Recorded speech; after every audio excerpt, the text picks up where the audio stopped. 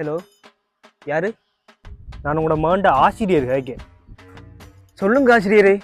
உங்களோட மகன் 3 மாசமா கிளாஸ் ஃபீஸ் கட்டலை. உங்களை உடனே சந்திக்கணும், குயிக்கா வாங்க. 3 மாசமா கட்டலையா சார்? சார் கொஞ்சம் காசு இப்போதைக்கு தட்டுப்பாடாக இருக்கு சார். சார் நான் அப்படியே நில்லுங்க, நான் நேரில் வந்து உங்களை சந்திக்கேன் சார். இல்லைங்க சார். 3 மாசமா தொழிலும் இல்லை, கையில் காசும் இல்லை சார். நான் என்னென்னு சொல்லி சமாளிப்பேன்? வாங்க வாங்க. 3 மாசமா கிளாஸ் ஃபீஸ் கட்டல. கிளாஸ் ஃபீஸ் கட்டணும்ன்ற நினைப்பே உங்களுக்கு இல்லை. உங்க மகனுக்கு நாங்கள் ஒழுங்காக தானே படிப்பிக்கோம். இனிமேல் உங்க மகனை கிளாஸுக்கு அனுப்பாதீங்க சார். சார் அப்படியெல்லாம் சொல்லாதீங்க சார். அவன் நல்லா படிக்கிற பையன் சார். இங்கே கிளாஸுக்கு வரவும் அவனு சொன்ன அவன் படிப்பே பாடா போயிட்டு சார். Please sir.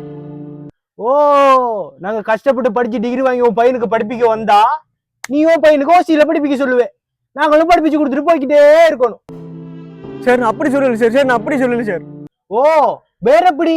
ஓ மாவன் பாப்பு காசு கட்டல சொல்ல போய் அவனை திறத்து விட்டேன். அவன் கேட்டுக்குள்ளே வந்து நின்றா. ஆனா நான் சேர்க்கலையே. ஏன் காசு வச்சிருவன் மட்டும்தான் படிப்பு, மத்தவன் எல்லாம் ஓடு சார். அறியாது கையில காலாவது விழுந்து இந்த மகண்ட கிளாஸ் ஃபீஸை கட்டிடுறேன் சார்.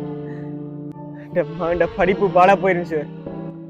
ப்ளீஸ் சார், உங்களை கும்பிட்டு கேட்குறேன் சார். நீங்க என்ன சொன்னாலும் சரி, காசு இல்லாதவனுக்கு படிப்பு இல்லை. அப்ப இந்த மகனை கிளாஸுக்கு சேர்க்க மாட்டாய். காசு இல்லாதவன கிளாஸுக்கு சேர்க்க மாட்டாய் என்ன? உனக்கு மறுபடியும் சொல்றேன், இந்த முத்துப்பாண்டிய பத்தி உனக்கு தெரியாது. இந்த மகனை கிளாஸுக்கு சேர்க்காட்டி இல்ல இல்ல, நீ இந்த மகனை கிளாஸுக்கு சேர்க்காது. சேர்க்காம இருந்து பாரு, இருந்துருவியா நீ? ஏய் முத்துப்பாண்டி கோட்டடா, எதுக்காக என்ன விரட்டுறீங்க? காசு கிட்ட ஒப்புக்கார சரியா? நீ சொல்றது சரிதான், ஆனா எங்கட சிச்சுவேஷனை நீ புரிஞ்சு சொல்லணும். எல்லாருக்கும் எல்லா விதத்துலையும் காசு இருக்காது. நீ காசு கட்டலன்னு பிள்ளைகளை பவு போட்டு வெளியே போ காட்டுற. ஆனா அந்த பிள்ளைகள் வீட்டையும் போகாம கிளாஸுக்கும் போகாம நடு ஹூல நின்று பீடி அடிக்கிறீர்களா? இந்த கண்ணால பார்த்துனா இதுல ஆறால உங்களால. சரி, இனிமேல் ஒரு பையன் வெட்டக்காரக்கு பாப்போம். வெட்டக்காரக்கு தான் பாரு. ஐயா, நீங்க காசு கட்டாததும் பிள்ளை, நான் காசு இல்லாதவன் படிக்க கூடாதுன்னு சொன்னதும் பிள்ளை. என்ன மன்னிச்சு கொள்ளுங்க. இனிமே என் வகுப்புல காசு கட்டாதவங்களை துரத்தி விட மாட்டேன். அவங்களோட பெற்றோருக்கு அறிவிப்பேனே தவிர ஒரு காலமும் நான் துரத்தி விட மாட்டேன். பாத்தி, நான் கோவப்பட்டது எதுக்கு? கிளாஸ் ஃபீஸ் கட்டலன்னு இல்லை, காசு இல்லாதவனுக்கு படிப்பு இல்லைன்னு சொன்னாய் பாரு, அதுக்காக தான் கோவப்பட்டேன். இனிமே உங்களோட கிளாஸ்ல யாரும் பிள்ளைகள் கிளாஸ் ஃபீஸ் கட்டாட்டி நீங்க பேரண்ட்ஸுக்கு சொல்லுங்க. இல்லாட்டி அந்த பொடியனை கூப்பிட்டு விசாரிங்க. சில பேரண்ட்ஸ் பிள்ளைகள்கிட்ட காசு கொடுத்துருப்பாங்க, அவனுக்கு அதை செலவழிச்சுப்பானுங்க. ஏன்னா பொடியனுகளையும் பிள்ளை இருக்கு, உங்களை மட்டும் குத்தம் சொல்லேலாம்.